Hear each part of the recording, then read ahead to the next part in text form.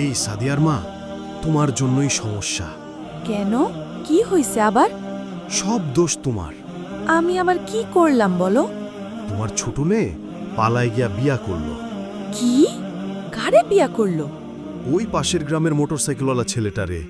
ফোনে কথা হইতো, শেষে পালায়ে গেছে। আল্লাহ রে, এই ফোনটাই সর্বনাশ করলো। শুনো, বড় মেয়েটারও খবর ভালো না।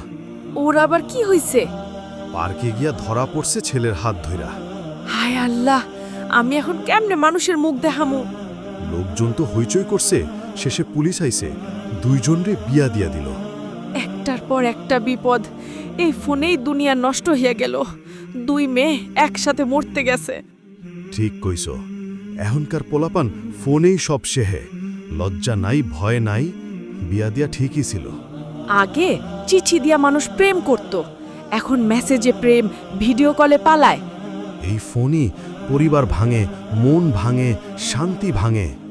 যদি জানতাম এমন হইব, আমি কখনো মেয়েদের হাতে ফোন দিতাম না।